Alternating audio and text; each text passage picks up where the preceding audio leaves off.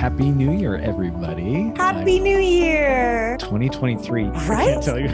Feel free to laugh at me, everybody. I was watching Bad Moms Christmas. You're probably like, where is he going with this? But the movie starts with Mila Kunis explaining how the holidays are just a crazy frenetic time. You get to the new year and you're worn out. Then we go into January and we set resolutions. Well, I've got to go to the gym and I've got to eat healthier and do this and that. And we keep that momentum going. We don't fully decompress from the holiday time. As you were saying that, I literally let out a deep exhale. How about a resolution of breathing more or breathing better? There is true value, there's true medicine, there's true healing in the breath. Perhaps that is how we go into the new year first, so that then we can take and tackle on the new year. Breathe and be still first. Welcome to Simply Enough. This is Zachary and Elizabeth, and thanks for tuning in. If you're liking our podcast, we'd love it if you'd share with your friends and family. And then rate and review to raise our visibility and spread the message of enoughness. We love you, and remember, you are simply enough. Just as you are. Period. Hello and Happy New Year, everybody. Happy New Year. Welcome to Simply Enough. I'm Mr. Zachary Leonard. And I'm Dr. Elizabeth Ignacio. 2023. You know, it always takes me a little while to remember to write the correct year. Right? I can't tell you how many times I'm like, oh shoot, it's 2023, not 2022, or just, forgetting that's a new year. But if I can, I want to kick us off today because I had a thought based on our last conversation about New Year's and resolutions and whatnot. I don't know that I quite got totally at what part of the whole New Year's resolution in January doesn't totally sit well with me. So let me launch into this if you don't mind. Yeah. I was watching, feel free to laugh at me, everybody. I was watching Bad Moms Christmas. Okay. Bad Moms Christmas. Mila Kunis. I know you're probably like, where is he going with this? But Mila Kunis, Kristen Bell, Catherine Hahn, Christine Baranski, who I think is a national treasure. But just, this one of these holiday movies that is there's not a lot of depth to it necessarily, but if you like really just enjoy it and pick into it, sometimes like little nuggets come at you, and this is what happened. So the movie starts with Mila Kunis kind of explaining how Christmas just imploded, right? And she was talking about moms specifically, but I think if you step back, it really can apply to everyone, how the holidays are just a crazy frenetic time, right? There's the shopping and the gifts and the decorating and the baking and the parties and the this and that. And it's just mayhem and exhausting, right? You get to the new year and you're just worn out, and some people travel during the holiday time. So there's the travel arrangements that you got to make. And if you have children, all the arrangements you have to make for kids and things. So it really is a very energy filled time. There's a lot to do. And I finally realized what it is that based out of this movie, I was like, then we go into January and we set resolutions, we set goals, we set like some kind of self-directive that doesn't really allow us to kind of decompress a little bit or kind of take a breather from the holiday time, which is nuts. We automatically go into this place of like, well, I've got to go to the gym and I've got to eat healthier and I've got to organize the pantry and I've got to, do this and that. And we just kind of keep that momentum going, Yes.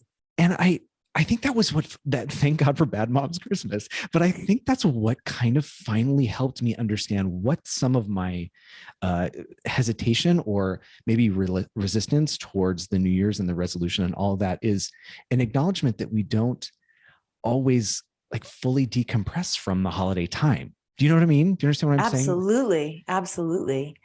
Thinking about our last episode and bringing in the new year in 2023, and then also being in a place where it's winter, and at wintertime, we tend to hibernate a little bit more. We're stuck inside. It's cold. Now I know that's not the same in Hawaii or in other places around the world. It is. It gets cold here. It's in the 70s. It is so considered cold. We'd see the kids with their jackets and their hats as if it's like 30 degrees out. But even nature reminds us that it's okay to take a breather or slow down. And yet somehow we don't. And then stepping back even further, being an administrator during the pandemic, being an educator, anybody, the pandemic was really was an intense time, still for many can be. When I stepped out of being a school administrator and working in schools, I didn't realize how much my body was asking me to slow down and take a break and breathe. I wanted to get into that a little bit later, but I just throw that out there because I had just a connection thought to our last episode about what something else about New Year's resolutions that doesn't sit right with me, which is it doesn't really give us a time to breathe or a time to just acknowledge the kind of the crazy time that we came out of before maybe going into something else.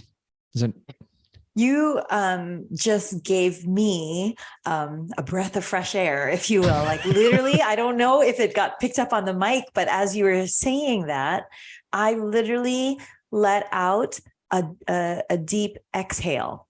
And I specifically say exhale and not inhale. And the reason why I say that is because actually physiologically that is important in that, you know, a lot of times when we tell people, I'm getting scientific right now, so I don't mean to go too far off a tangent, but, you know, when we say, you know, take a deep breath, everybody inspires and takes this big inhale. But really where the relaxation comes is with the exhale. And that sets off the vagus nerve. The vagus nerve, is what controls the diaphragm, which is what controls the lungs, expanding and deflating. And the vagus nerve is part of the parasympathetic nervous system. So when we are stressed, when we are anxious, that's a sympathetic nervous system. And that's when we hold our breath or we inspire and our muscles tighten. When we exhale, that vagus nerve relaxes the diaphragm. That vagus nerve is part of the parasympathetic nervous system. So that is the rest and digest system, literally. And so it's funny that you happen to use the words, you know, take a breath or breathe at the end of the year and going into the new year, that rather than frenetically taking on something new just yet, a new goal, a new resolution, it's actually a time of pause and renewal by rejuvenating with breathing, with a breath. Now, I'm using the word breath and breathing in a literal medical physiologic standpoint, but even in the more abstract thought of just being still and allowing yourself one's breath, and even allowing, you know, for those who have any sense of faith-based nature or spirituality, and again, not religiosity and not churchianity, but a spiritual sense. You know, there is, I think we talked about in a previous episode, aloha, the Hawaiian word, aloha is actually giving of one's breath to another. And that breath is, again, rejuvenating and refilling. And so that's what aloha is extending one's breath to another. If we are going to talk about, you know, faith, regardless of whichever faith-based practice or religion, if you will, you know, one of my favorite songs is Breathe on Me, Breath of God.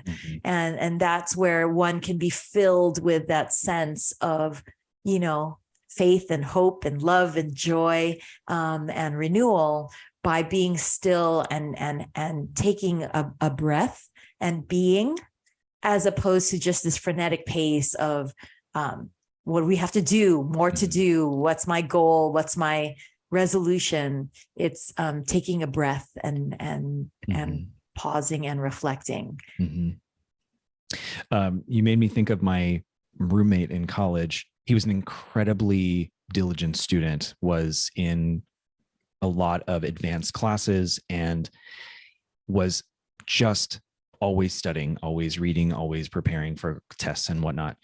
Never slept. I still don't understand how he managed to do what he did. And I'm still inspired by him to this day. And yet after some big test or some big project was due, he would sleep for like 36 hours. Then his body literally shut down. And one of the reasons why you made me think about him was, well, first of all, he could snore like nobody's business, right? But that was the actual like auditory sound of himself breathing, and trying to be very cautious in the room so as to not wake him and understand that this is what he needed in this moment. I was very attuned to his breathing and just the deepness of his breaths as his body is literally recharging from everything that he did. That said, you brought back that memory, and also just how much I would notice these opportunities for his body to just say, whoa, whoa, whoa, whoa, whoa. The pace at which you are going is not sustainable. And therefore his body, thankfully, shut him down. I think he would have kept going had his body not actually said, well, you can't do this anymore. And then to also just be privy to the ways in which his body was actually taking care of itself and getting clues into the deepness of his breath so that he could then, wake up eventually and go back and do about his business. You gave that back to me today. I completely forgotten about that. Until when we breathe, there's shallow breathing, which is reflexive and we don't think about, but honestly, that's just exchanging oxygen and carbon dioxide. That's all that is. Mm-hmm. But when we're talking about true kind of renewal and refreshing and rejuvenation, that's actually real breathing, not just exchanging air. And that real breathing, the exhale is actually longer than the inhale. And that's a true health tool that we physicians give, meditation yogis give, is that the exhale is longer than the inhale. There is true value. There's true medicine. There's true healing in the breath. And like, it's so funny that as we're sitting here talking, and I can't help but think of our listeners and viewers, with minds racing of what is their to-do goal and what is their resolution. How about a resolution of breathing more or breathing better? I get a little like, oh, now we're recording. And I think I forget to breathe while we're recording. No joke. And as you're talking, I am literally relaxing. I'm literally exhaling. Hopefully it's not into the microphone, but literally but that's okay. exhaling. If it is in the microphone, maybe it's guiding others to breathe with you, just like you mentioned with your roommate and friend. Yep. Just the idea of, if you are a resolution-based person or you enjoy that time of the year in order to set something for yourself, I think it's an interesting and important reminder to find those opportunities to breathe in whatever your endeavor is, or to even just to make that your endeavor, right? To make that your resolution, if that's what compels you at this time of year. I never even thought about the idea that just breathing in and of itself can be an objective. Mm-hmm.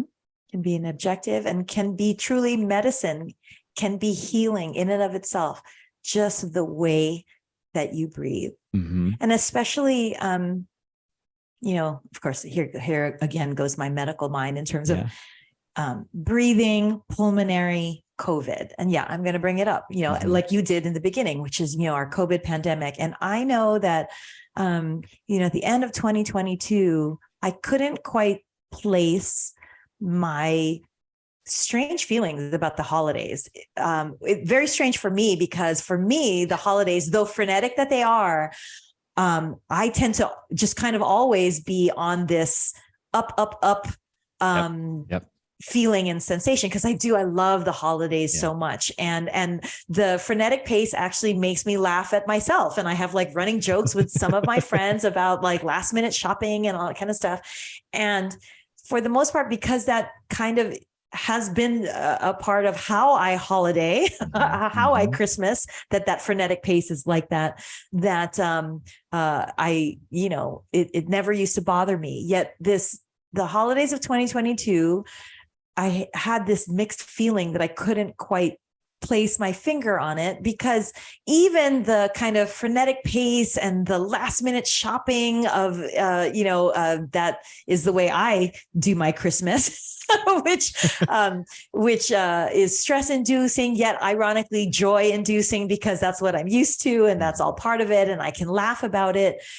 This year, 2022, the end of the year, there was a little undercurrent of, I don't know, kind of sadness or trepidation, or I don't know what. I really, even to this day, I still can't quite name it. But there was something that was the undercurrent of how I was feeling even with my love and joy of the holidays. And this educational parenting psychologist, Naomi Holt, who I think is either in South Africa or Australia, she posted something that brought me to tears out of nowhere. Like, I read it, not thinking I had no idea where the tears came from, except that she hit a nerve, and she was able to in some way name this kind of undercurrent of dis-ease that I was feeling despite my natural joy for the holidays, which was this. She called out the elephant in the room and said, not to go into this new year of 2023 carrying the same frenetic pace and energy that we might normally do into other New Year's past. And that's because in calling the elephant in the room, she brought up COVID and how the first year of COVID, we were kind of in hypervigilant, adrenaline mode of staying safe and being vigilant.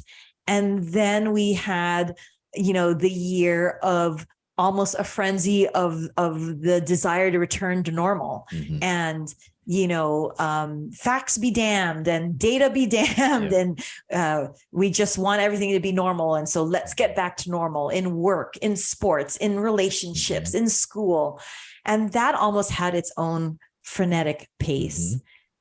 And what Naomi Holt was saying was acknowledge that and allow oneself to breathe and heal. And rather than take that same energy from these past, 2 full years going into 3, or even the usual energy that we took pre-COVID into a new year, and perhaps actually acknowledge and allow whatever needs to be acknowledged and whatever needs to be allowed in order to allow healing to then go into the new year. And I started crying because I thought to myself, that's it. That's what it was. There was a soldier mode initially that had my adrenaline and my focus and my resilience on. Then I had the adrenaline of all is good and all is well, and we came through it, and isn't everything lovely? And to then go into a new year of like, okay, now let's have another goal because now that's behind us. So now let's really reset and restart the post-COVID years. How about first actually heal? And then with that sense of peace and calm and stillness and breath, be rejuvenated to then go into hopefully what we think are the true post-COVID years. Do you ever have those moments when you're talking and you're stumbling because there's a word that you want to get to and you can't quite think of the word, and somebody says the word and then you're like, yes, that, right? Yes. What you're sharing is exactly, yes, that. You are putting words to how I've been feeling and how I know others have been feeling. So I thank you for sharing that on behalf of what was her name? Naomi Holt. Yeah. On her behalf. So thank you, Naomi Holtz, as well, for putting words to this and giving it a name and calling it out. And then not that, and we've said this on numerous episodes, not that you need our permission, but in a way, Naomi is giving us permission to do that. More than that, she's giving us language for it, exactly. To name it. Exactly. And in naming it, we can then acknowledge it and even own it and then let it go, as opposed to push through it. Yeah. What's the next phase? Maybe the next phase is doing nothing. Yeah. To let it heal. And then we are recharged and rejuvenated to then do something. But to just constantly be go is exhausting, is depleting. I'm going to speak on behalf of my profession. There's a recent survey of physicians. Do you know 76% of physicians that were polled display at least one symptom of burnout? 76%. Wow.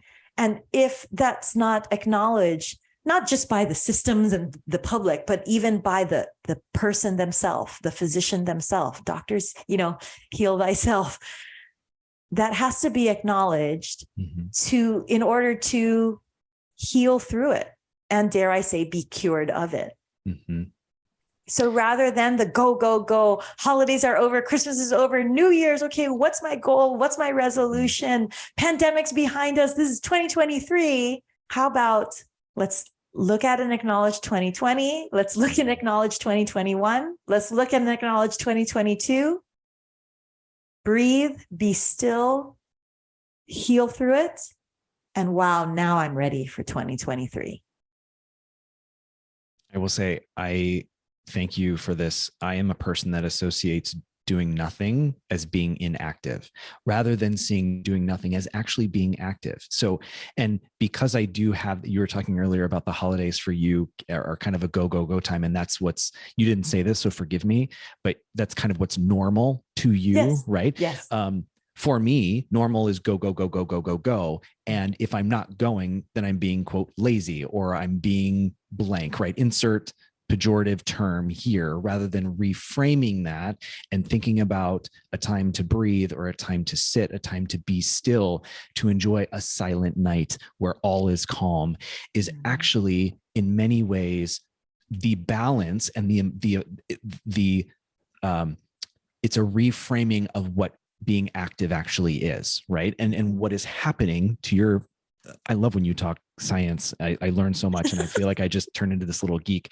And when you talk about what happens with the body, there's a lot actually happening for the body when you are being still, when you are breathing. So thank you for also reframing that to demonstrate for those of us like me who think that doing nothing means you are inactive. That's actually not true at all. So I have a talk that I give, and it's called Burnout, the Ultimate Stress Fracture, because burnout is this kind of like, ambiguous term, but everybody knows what a broken bone is, right? A stress fracture. And when I say burnout, the ultimate stress fracture, that's a broken spirit. So as opposed to broken bone, it's a broken spirit. And what happens with a stress fracture is it's not this big one motor vehicle accident. It's just this repetitive, kind of overuse, overdone insult to the bone or to the spirit, that it then is subject to a stress reaction and then a stress fracture. That's literally the pathophysiology of a bony stress fracture. Well, how do we, other than surgery, how do we heal a fracture? I tell this to patients. I tell this to clients all the time. We can put you in a cast. Does the cast heal you? No. The bone still has to biologically heal. But what does the cast do? The cast holds the bones still so that it can heal. So stillness in and of itself is a measure for healing and is a tool for healing. It's such an important one. I mean, for those of you that are listening, we both have big smiles on our face. You can't necessarily hear it. I wonder if you can sense it in what we're saying, because I know they do say that when you smile, that can come through. I'm smiling because one, it makes tremendous sense. And I'm also smiling because it does bring a sense of relief. I have to be honest. Like I feel lighter right now because I am that person that's, okay, let's go. It's January. What part of the house do I want to clean? And right? And what jobs have I neglected to do around the house, or who, have I let communication slip with some friends, or do I need to rekindle some relationships, or like it goes automatically into that kind of place of reflection, which then links to I need to do this and do this and do this and do this, and the stress fracture on my heart and on my brain after 3 years of external stress. You are absolutely right. I should just be in a full body cast. Just can't move. And the reason why in doing seemingly nothing, when really you're not doing nothing, you're healing. Exactly. Yeah. But in doing seemingly nothing, you mentioned that it's a pejorative of being lazy. Right. Well, why is that a pejorative? Because we in society, especially American society, we have come to honor busyness, not just business, busyness. And we honor being busy. Yet we are human beings, not human doings. You know, we talk about that all the time. And so there is value, there is importance, there is merit, there is prescription in being still. There is prescription in healing. I'm thinking out loud of our listeners who are responsible for others, their parents or their educators or their doctors. And I wonder out loud at the possibility that they can take this and bring it into their homes or their workplaces and invite their institutions, their families, their organizations to do the same thing. And I say that because I am well aware of my own tendency as a school leader to see January as an opportunity to like, okay, we've got report cards we got to do. Let's drive our goals until the end of the year and let's hit the ground running so we can have a solid end to the year, rather than what we're saying right now is let ourselves breathe, let the institution breathe. And then what message do we give children or our employees about making space to be self-healers and to take that time for themselves? I'm just thinking out loud in that regard. I love it. And yes, and to breathe and be still. I am going to quote scripture. One of my favorites is be still and know that I'm God. And I mentioned that specifically because I love the word still. You and I have talked about in the past, and we might have an episode on this on like, what are our favorite words? And one of my favorite words is the word still. And I love it because it does hearken to, I am a Christian. And so I do love that scripture of be still and know that I'm God, because I feel that gives me such hope in knowing that I don't have to do and I don't have to earn God's love. I can just be still and know that He is God. But even outside of religion, I love the word still because, again, for those that, don't have a faith practice, there is still healing in oneself and getting in touch with oneself by being still. In fact, workaholics and those that take honor like a merit badge of being busy, they're actually not they're not with themselves, because that's actually their own buffer. That workaholicism is that's keeping them from having to sit and be still with oneself. The busyness is almost a crutch, to be honest. Whereas being still with oneself is self-healing. And to your point of the pejorative of being lazy and doing nothing, there is actually strength in being still also. So it is not weak to be still. There is the other word that I love is still, because it's strong. You beat me, yet still I am resilient, right? So there's strength in stillness, and then there's peace in still. That's why I love that word. And then again, for me, for my faith, there is faith and hope in that word, being still.